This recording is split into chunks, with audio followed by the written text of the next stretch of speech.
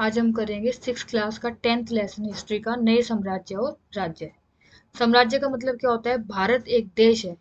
उस समय में देश या राष्ट्र शब्द इस्तेमाल ना होकर साम्राज्य का यूज होता था, उसका प्रयोग करते थे। अब भारत में बहुत सारे राज्य हैं, ऐसे ही साम्राज्य में भी बहुत सारे राज्य होते थे। तो कौन कौन से नए साम्राज्य बने और उसमें कौन कौन से नए राज्य बने, उसके बारे में हम इस लेसन में पढ़ेंगे। ये जो शब्द आया है ना, प्रशस्तियां, प्रशस्ति मतलब होता है प्रशंसा करना, तारीफ करना। अब किसकी तारीफ की जाएगी? क्योंकि उस समय राजा होते थे, तो तारीफ किसकी होगी? राजाओं की तारीफ की जाएगी, राजाओं को खुश करने के लिए। अब जो प्रशस्तियां लिखी गई थी, वो एक तो सबसे पहली बात तो क्या, वो राजाओं के लिए लिखी गई थी। लिखी किसने थी? उस समय लेखक हुए होंगे, कवि हुए होंगे, जो राजाओं को प्रसन्न करते थे, उन्होंने लिखी होगी। तो उसके बारे में हम देखेंगे। यह एक विशेष अभिलेख है। अभिलेख होता है जो पत्थरों पे लिखा जाता है, जैसे मंदिर के बाहर या किसी इमारत के बाहर। तो उस समय क्या होता था, उन जो अभिलेख होते थे, उन अभिलेखों पे तारीफ की जाती थी, प्रशंसा की जाती थी। किस चीज की?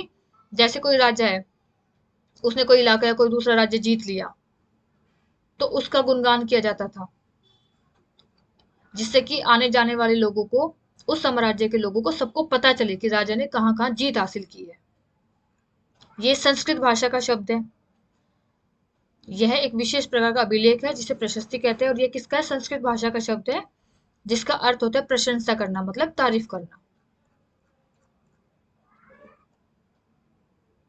ये देखिए, जो हमें सिक्के दिख रहे हैं, ये सिक्के उस समय जो भी राजा होता था। आज के समय में क्या है, हमें अब जब से नोटबंदी हुई थी, पुराने नोट बंद कर दिए थे और नए नोट चलाए गए थे, तो ये फैसला कौन लेता था? हमारे देश की जो करेंसी है, जो पैसे है, उससे संबंधित फैसला हमारी सरकार लेती है। उस समय क्या होता था, उस समय जो राजा बनता था वो अपने हिसाब से सिक्के चलाता था। आपने इससे पहले जितने भी लेसन करे, किसी ने चांदी के सिक्के चलाए, किसी ने तांबे के सिक्के चलवाए, किसी ने सोने के सिक्के चलाए, किसी ने चित्र बनवाए सिक्कों पर, किसी ने जैसे अशोक जो है, अशोक महान सम्राट कैसे हुआ, इस लेसन में क्या था, अशोक जो सम्राट था, उसने अपने समय में जो सिक्के चलाए, उस पे जो आज के नोट पे शेर का फोटो दिखता है आपको, वो बनवाता था सिक्कों पे। तो हर शासक ने अपने अपने हिसाब से सिक्के बनवाए। इस समय शासक कौन हुआ था? राजा समुद्रगुप्त था। ये गुप्त वंश का था, काफी फेमस शासक था। इसने बहुत सारे राज्यों को जीत के अपने साम्राज्य में मिला लिया था। तो इसने जो सिक्के चलाए थे, उसमें अपनी फोटो देखिए, ये उसकी फोटो है। राजा जो समुद्रगुप्त था, उसने अपनी फोटो छपवाई है, और वो वीणा बजा रहा है फोटो में, जिससे पता चलता है कि वो संगीत प्रेमी था, उसको संगीत का ज्ञान था। ये देखिए, ये जो मैप है, ये जो भारत का नक्शा है, इसमें जो हरा रंग का क्षेत्र दिख रहा है, हरा रंग, कन्नौज, प्रयाग, पाटलिपुत्र और नालंदा। अब देखिए इसमें क्या बता रहा है। मानचित्र में हरे रंग का जो क्षेत्र है, ये जो चार मैंने आपको नाम बताए, ये उन शासकों का जो अपने आप को आर्यव्रत कहते हैं, अपने आप को बहुत श्रेष्ठ मानते थे, आर्यव्रत जिनको कहा जाता था। और इनको, किनको? कन्नौज, प्रयाग, पाटलिपुत्र और नालंदा, इन जगहों को समुद्रगुप्त ने, मतलब यहाँ के जो राजा थे, इसका मतलब यहाँ के जो शासक थे, उनको समुद्रगुप्त ने हरा दिया था युद्ध में, और इन राज्यों को अपने में मिला लिया था। इसके बाद जो लाल रंग के बिंदु दिए गए हैं, ये देखिए, ये जो बिंदु है, ये जो लाल रंग के बिंदु हैं, यहाँ जो शासक हुए वो 12 थे, उनकी संख्या 12 थी। और दक्षिणापथ का मतलब क्या हुआ? इससे पहले वाले लेसन में हमने देखा था, जो सातवाहन था वंश, सातवाहन वंश के जो राजा थे, उनको दक्षिणापथ, उनके लिए शब्द इस्तेमाल होता था, मतलब दक्षिण मार्ग की ओर जाने वाले, उनको दक्षिणापथ के राजा कहा जाता था। तो ये जो थे, ये जो लाल रंग के डॉट डॉट है इसमें, ये वाली जगह, यहाँ जो 12 शासक हुए, 12 राजा हुए थे, उन्होंने क्या किया था, उन्होंने समुद्रगुप्त के सामने अपनी हार मान ली थी, और समुद्रगुप्त ने, इन्होंने अपनी हार मान ली थी, और समुद्रगुप्त ने उन्हें फिर से शासन करने की अनुमति दे दी थी। उसके बाद जो बैंगनी रंग से रंगा गया है, ये सारा, ये देखिए, ये जो सारा बैंगनी रंग का है हिस्सा, ये क्या है? असम, तटीय बंगाल, नेपाल और उत्तर पश्चिमी और कई गण या संघ आते हैं, समुद्रगुप्त के लिए उपहार लाते थे, उनकी आज्ञाओं का पालन करते थे, दरबार में उपस्थित हुआ करते थे। ये क्या करते थे? ये राजा को खुश करने के लिए इसके लिए गिफ्ट लाते थे, इसकी आज्ञाओं का पालन करते थे और इसके दरबार में भी उपस्थित होते थे। जो नीले रंग से है उसमें कौन थे? कुषाण वंश के थे। शक वंश, कुषाण तथा शक दो वंश के शासक थे। ये जो नीला रंग है ये वाला, ये इसमें कौन थे? कुषाण और शक वंश के शासक थे। श्रीलंका के शासक भी थे। इन्होंने समुद्रगुप्त की अधीनता, मतलब होता है उसकी गुलामी, स्वीकार कर ली थी और अपनी पुत्रियों का विवाह उससे किया था। तो इन बातों को पढ़ के या इस मैप को देख के आपको क्या लगता है कि जो समुद्रगुप्त आगे जाके जो शासक हुआ, जो गुप्त वंश का था, वो कितना शक्तिशाली था कि धीरे धीरे उसने सभी राज्यों को अपने कब्जे में कर लिया था।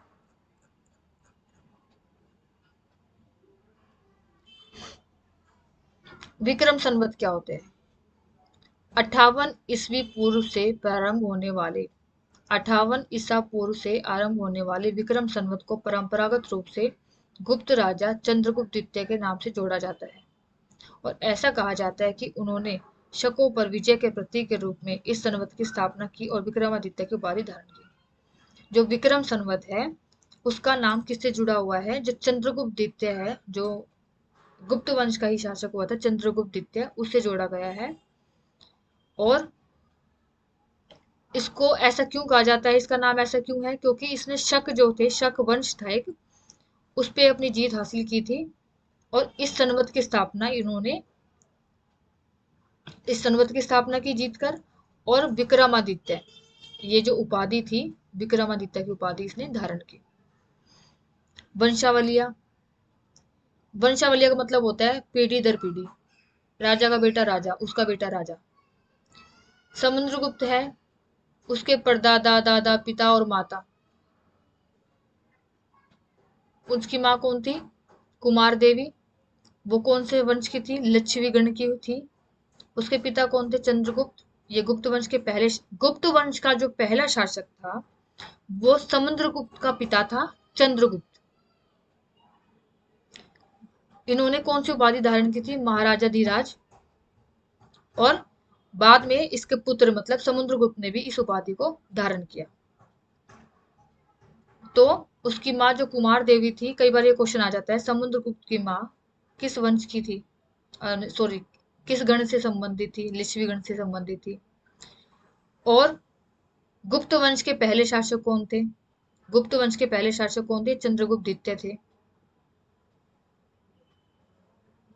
सॉरी, द्वितीय नहीं, गुप्त वंश के पहले शासक कौन थे? गुप्त वंश के पहले शासक चंद्रगुप्त थे। द्वितीय मैंने गलती से बोल दिया, चंद्रगुप्त द्वितीय नहीं थे, गुप्त वंश के पहले शासक चंद्रगुप्त थे। और उन्होंने कौन सी उपाधि धारण की थी? महाराजा धीराज की उपाधि धारण की थी और ये उपाधि बाद में इसके पुत्र समुद्रगुप्त ने भी धारण की। तो इसका क्वेश्चन क्या बनेगा? समुद्रगुप्त के जो माँ थी वो कौन से गण से संबंधित थी? लिच्छवी गण से संबंधित थी। गुप्त वंश का पहला शासक कौन था? चंद्रगुप्त। उसने कौन सी उपाधि धारण की? महाराजा धीराज की। और समुद्रगुप्त ने भी कौन सी उपाधि धारण की? यही महाराजा धीराज। अब आता है कि इस समय, किसके समय में? समुद्रगुप्त के समय में कौन कौन से कवि आए? कालिदास, बहुत ही फेमस नाम है, संस्कृत के वो हुए, कवि हुए हैं कालिदास। और खगोल शास्त्री जो है आर्यभट्ट, किसके दरबार में थे? समुद्रगुप्त के दरबार में थे। कालिदास और आर्यभट्ट, कालिदास और आर्यभट्ट जो थे वो किसके दरबार में थे? समुद्रगुप्त के दरबार में थे। अब आते हैं हर्षवर्धन और हर्षचरित। जिस तरह गुप्त वंश के शासकों के बारे में अभिलेख और सिक्कों से पता चलता है, उसी तरह कुछ अन्य शासकों के बारे में उनकी जीवनी से पता चलता है। अब कई देखिए, जिस वंश के भी हमें सिक्के मिले हैं, हमें सिक्कों से हमने अंदाजा लगा लिया कि उस समय किस प्रकार का शासन चलाया जाता था। अभिलेखों से, जो अभिलेख है, अभिलेख जो पत्थरों पे जगह जगह लिखा हुआ है मंदिरों के बाहर या किसी भी इमारत के बाहर, तो अभिलेखों से और सिक्कों से हमें उनके बारे में पता चलता है। और जहाँ किसी के बारे में अभिलेख पे क्या होता था, प्रशस्ति लिखी होती थी, तारीफें लिखी होती थी, प्रशंसा की जाती थी राजाओं की, यहाँ जीता उसने, वो राज्य जीता, तभी तो हमें पता चला। सिक्कों के बारे में जैसे उन्होंने सिक्के चलाए, उनसे पता चलता था। इसके अलावा जिन शासकों के बारे में हमने पता किया, उनसे उनका जीवनी से पता चलता है, पर उनकी जो उन बारे में जीवनी होता है, उनके जीवन के बारे में जो लिखा गया है, वो लिखा किसने है? जो उनके दरबार में कवि रहते थे वो लिखते थे। तो कई राजाओं के बारे में, कई शासकों के बारे में हमें जीवनी से पता चलता है। एक राजा हुए हर्षवर्धन, लगभग 1400 साल पहले उन्होंने शासन किया था। हर्षवर्धन के समय में एक कवि थे बाणभट्ट, उन्होंने संस्कृत में इनके जीवन के बारे में लिखा, जिसको बोला गया जीवनी। तो हर्षवर्धन की जो जीवनी थी वो किस नाम से? हर्षचरित। हा से हर्ष वर्धन और हर्षचरित उसके जीवन पे लिखी गई, तो हर्षचरित। हर्षवर्धन के जीवन के बारे में जीवनी किसने लिखी? बाणभट्ट ने लिखी। क्या नाम था? हर्षचरित था। और इसमें क्या बताया है, इसके पहले कौन शासक था, फिर कौन बना, इसके बाद कौन बना, मतलब इनके वंश के बारे में बताया है, कैसे वो राजा बना उसके बारे में बताया है। तो इसमें आता है हमारा क्वेश्चन, क्या बनता है? राजा हर्षवर्धन ने कितने साल पहले शासन किया? हर्षवर्धन की जीवनी का क्या नाम था? हर्षचरित। किसने लिखी? बाणभट्ट ने।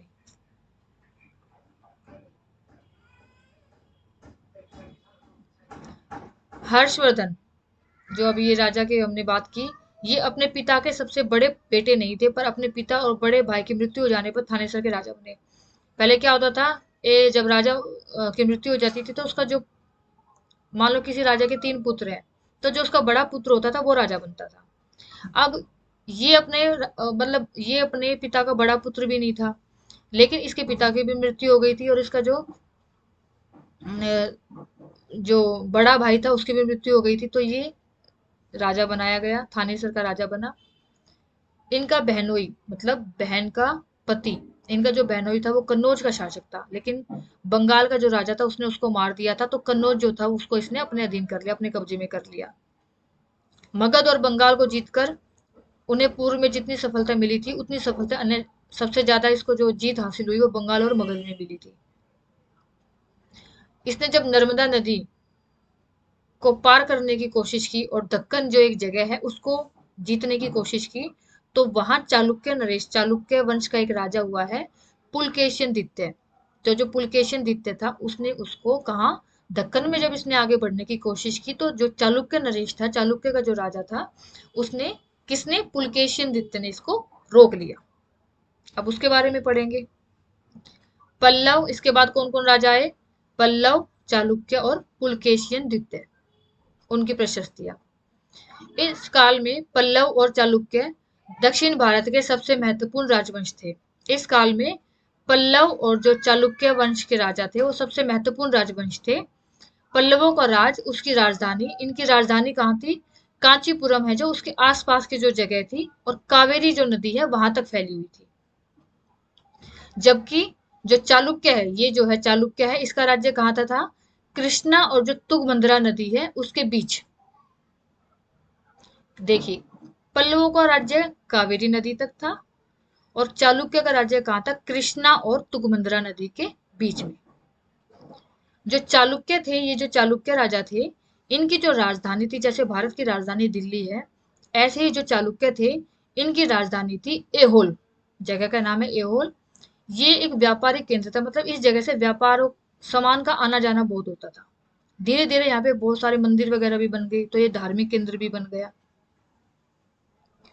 पुलकेशियन द्वितीय जो थे वो सबसे प्रसिद्ध चालुक्य, चालुक्य जो वंश है, जो ये चालुक्य वंश है, इस वंश का जो राजा था सबसे फेमस था, वो था पुलकेशिन द्वितीय।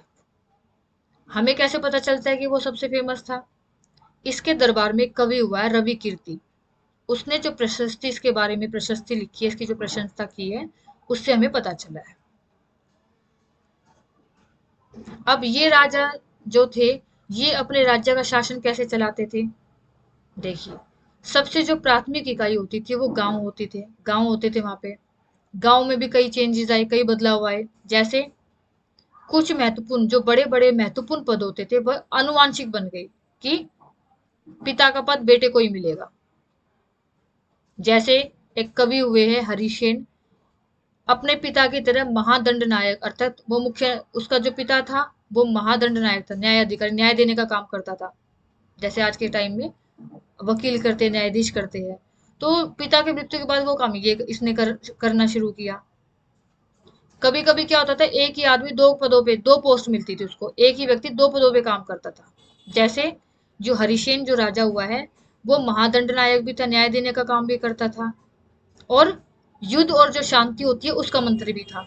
जैसे आज के समय में क्या है, शिक्षा मंत्री अलग है, सॉरी, कृषि मंत्री एक है। उस समय दो दो कामों को एक राजा करता था। तो ये न्याय का काम भी करता था, युद्ध और शांति का भी काम करता था।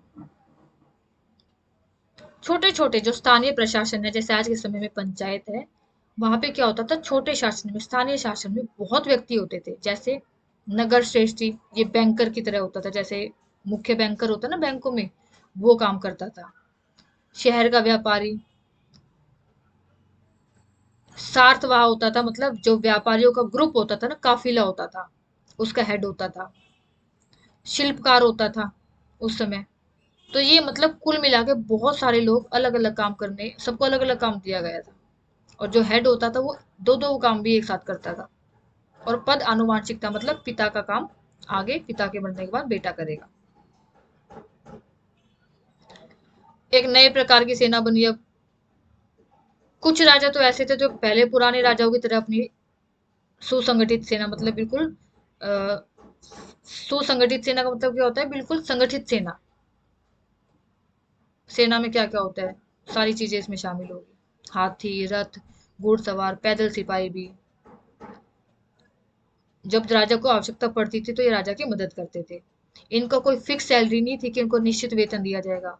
इनको क्या होता था, कभी कुछ भूमि दे दी दान में, या इनको बोल देते थे तुम कर वसूल कर लो, वहां से पैसा इनको मिल जाता था। उसका ये क्या काम करते थे, सेना और जो इनके घोड़े होते थे उनकी देखभाल करते थे। हथियार खरीद ले, औजार खरीदते थे, हथियार खरीदते थे अपने लिए। ऐसे व्यक्ति कहलाते थे सामंत। ऐसे व्यक्ति होते थे सामंत। जहां पर भी राजा इनको कमजोर दिखता था, दुर्बल दिखता था, राजा का जहां डर नहीं होता था, ये क्या करते थे, ये स्वतंत्र होने की, आजाद होने की कोशिश करते थे। तो सेना कैसी थी, सुसंगठित होती थी, कोई सैलरी नहीं थी, कोई वेतन नहीं दिया जाता था, या तो उनको भूमि दान में दी जाती थी, या उनको टैक्स के लिए कहा जाता था तुम टैक्स वसूल कर लो, वो पैसा उनके काम आता था। उस पैसा को वो सेना और घोड़ों पे खर्च करते थे, हथियार खरीदते थे। अब आते हैं दक्षिण के राज्यों में सभाएं। सभाएं क्या होती है, देखिए, इनमें से एक था ब्राह्मण भूस्वामियों का संगठन। जो पंडित होते थे, जो ब्राह्मण होते थे, उन वो जो जमीनों के मालिक होते थे, मतलब जिन जमीनों के मालिक ब्राह्मण होते थे, उनको बोलते थे सभा। ये काम क्या करती थी, सिंचाई, खेती, खेतों से संबंधित काम, सड़क बनवाना, जो छोटे छोटे मंदिर बने हुए हैं उनका काम, उनका ध्यान रखना, मंदिर बनवाना। जिन इलाकों में ब्राह्मणों के पास जमीन नहीं होती थी, वहां क्या कहा गया, वहां उर नामक ग्राम सभा होने की बात की है। वहां एक ग्राम सभा होती थी जिसको नाम दिया गया उर। बहुत सारे व्यापारियों का जो समूह होता था उसको नाम दिया गया नगरम। व्यापारियों का जो संगठन होता था उसको नगरम कहा गया है। और इन सभाओं पर, ये जितनी भी सभा बताई है, ब्राह्मणों की, व्यापारियों की, और जो उर है, इन पे किसका नियंत्रण होता था, जो बड़े बड़े जमीनों के मालिक होते भूस्वामी, और जो बड़े बड़े व्यापारी होते थे उनका नियंत्रण होता था। आम लोग कैसे रहते थे उस जमाने में, जो कालिदास है वो क्या है, वो नाटक लिखते थे। उन्होंने अपने नाटक में राज दरबार के जीवन के चित्रण के लिए, मतलब वहां लोग कैसे रहते थे उसके बारे में उन्होंने कई चीजें लिखी है। उनके नाटकों में एक रोचक बात यह है कि वो राजा और अधिकांश ब्राह्मणों को संस्कृत बोलते हुए दिखाया गया। उसने क्या किया अपने नाटकों में, राजा को और जो ब्राह्मण है उनको संस्कृत भाषा में बोलते हुए दिखाया गया है। और जो नॉर्मल सामान्य लोग हैं, जो बाकी लोग हैं, उनको दिखाया गया प्राकृत भाषा बोलते हैं। इसका मतलब राजा और जो ब्राह्मण है वो संस्कृत भाषा, और जो बाकी लोग हैं वो प्राकृत भाषा बोलते हुए दिखाए गए हैं। जो कालिदास है उन्होंने एक बहुत फेमस नाटक लिखा है जिसका नाम है अभिज्ञान शकुंतलम। ये किसके बारे में है? ये एक दुष्यंत नामक राजा हुआ है और एक शकुंतला है, उसकी प्रेम कहानी है। उसके बारे में इन्होंने ये नाटक लिखा जो काफी फेमस नाटक है।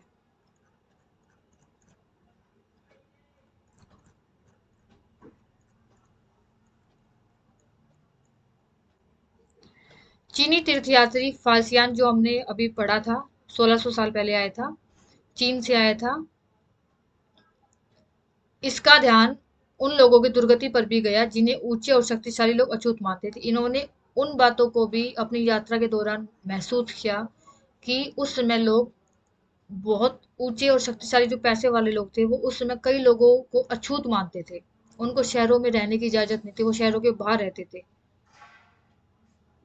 अगर इन लोगों को शहर या बाजार के भीतर आना होता था तो सभी को आगाह करने के लिए लकड़ी के एक टुकड़े पर चोट, अगर ये लोग शहर के अंदर घुसते थे ना, तो ये क्या करते थे, लकड़ी की आवाज करते थे और सबको बता देते थे, मतलब इशारा जैसे होता ना कि लकड़ी की आवाज से आगाह करना, सचेत करना कि वो लोग अंदर घुस रहे हैं। तो सब इसको बताने का मतलब क्या था कि सभी इनसे दूर रहे, कोई इनको छुए ना, कोई इनके संपर्क में ना आए। तो इस लेसन में हमने क्या क्या पढ़ा? हमने सबसे पहले देखा इस वंश का राजा जो मेन समुद्रगुप्त शक्तिशाली राजा था। बहुत सारे राज्यों को जीतकर अपने साम्राज्य में मिला लिया था समुद्रगुप्त ने। इसका जो प्रथम शासक था वो था चंद्रगुप्त, गुप्त वंश का पहला शासक चंद्रगुप्त था। उसने महाराजा धीराज की उपाधि धारण की थी। तो इसमें क्वेश्चन क्या बनता है, समुद्रगुप्त किस वंश का था, सबसे पहला शासक कौन था इस वंश का, उसने क्या उपाधि धारण की। विक्रम संवत के बारे में भी कई बार क्वेश्चन आता है। विक्रम संवत किसको कहते हैं? 58 ईसा पूर्व से आरंभ होने वाला जो समय है उसको विक्रम संवत कहा जाता है। इसको राजा चंद्रगुप्त द्वितीय के नाम से जोड़ा गया है। और ऐसा कहा जाता है कि इन्होंने शकों पर, शक को जीत लिया था। एक वंश आया था शक, उसको जीत लिया था और फिर इसकी स्थापना की थी विक्रम संवत की। किसने? राजा चंद्रगुप्त द्वितीय ने। और अपने आप विक्रमादित्य की उपाधि, विक्रमादित्य मतलब सबको जीतने वाला शक्तिशाली राजा, विक्रमादित्य की उपाधि धारण की थी। समुद्रगुप्त के दरबार में कालिदास आए, आर्यभट्ट आए, हर्षवर्धन एक राजा था, और हर्षवर्धन के ऊपर जो जीवनी लिखी उसका नाम था हर्षचरित, बाणभट्ट ने लिखी थी। उस जीवनी में इनके वंश से लेके और पूरा राजा बनने तक का वर्णन है। उसके बाद आता है, इसमें आपका क्वेश्चन बनता है हर्षवर्धन की जीवनी का क्या नाम है? हर्षचरित किसके द्वारा रचित है? वो बाणभट्ट के द्वारा। हर्ष के दरबार में कौन सा चीनी यात्री रहा? श्वेन सांग चीनी तीर्थ यात्री। पल्लव, चालुक्य और पुलकेशिन द्वितीय के विषय में आता है। पल्लव वंश, इसकी राजधानी कहाँ थी? कई बार ये भी आ जाता है, पल्लवों का राज्य है उसकी राजधानी कहाँ थी? कांचीपुरम के आसपास थी। और ये कहाँ से कहाँ तक फैला हुआ था? पल्लव वंश कहाँ से कहाँ तक था? ये कावेरी नदी के डेल्टा से लेके, कावेरी नदी के डेल्टा तक फैला था। और जो चालुक्य वंश है वो फैला था कृष्णा और तुंगभद्रा नदी पे। चालुक्य वंश का जो राजा था वो था पुलकेशियन द्वितीय। और चालुक्य की राजधानी क्या थी? एहोल। देखिए, पल्लव और जो पल्लव वंश था वो कावेरी नदी के डेल्टा तक फैला था। जो चालुक्य वंश था ये वाला, ये फैला था कृष्णा और तुंगभद्रा नदी के बीच में था। ये जो चालुक्य है इसकी राजधानी क्या थी? एहोल थी। एहोल किस लिए फेमस था? ये व्यापारिक केंद्र, सामानों का खरीदना बेचना यहाँ पे ज्यादा होता था। धीरे धीरे ये व्यापारिक केंद्र था, धीरे धीरे धार्मिक केंद्र भी बन गया। उसके बाद इस वंश का जो राजा हुआ चालुक्य वंश का, उस वो था पुलकेशिन द्वितीय। उसके दरबार में कौन कवि आया? रवि कीर्ति। अब इन राज्यों में, किन में? पल्लव और चालुक्य वंश में प्रशासन, इसका सीधा क्वेश्चन आ जाएगा, पल्लव और चालुक्य वंशों का प्रशासन कैसे चलता था? इसमें आपको ये सारा लिखना होगा, सारा पैराग्राफ जो मैंने अंडरलाइन किया है। सेना की व्यवस्था ये लोग कैसे करते थे, ये राजा, ये पूरा पैराग्राफ आ जाएगा। दक्षिण के राज्यों में सभाएं किस प्रकार संगठित थी, या कई बार ये भी आ जाता है, बड़े भूस्वामियों का संगठन क्या कहा जाता था, सभा कहा जाता था। उर किसको कहते थे, ये आ जाएगा। कालिदास द्वारा रचित नाटक कौन सा था और वो किसके बारे में है? कुछ इंपॉर्टेंट क्वेश्चन है इसके। चीनी तीर्थयात्री फाशियान ने किन बातों की ओर ध्यान आकर्षित किया, ये आ जाएगा इसमें पूरा पैराग्राफ इसका।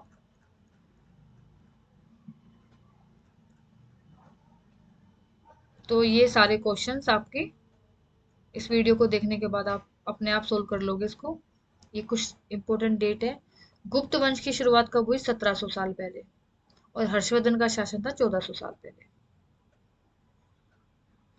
ऐसे 3 लेखकों के नाम बताओ जिन्होंने हर्षवर्धन के बारे में लिखा, ये हमने अभी किया है। सैन्य संगठन में क्या वो सेना को कोई फिक्स सैलरी नहीं मिलती थी, उनको गिफ्ट दिया जाता था, भूमि दान में दी जाती थी, कर वसूलने का काम दिया जाता था, ये सारा आ जाएगा।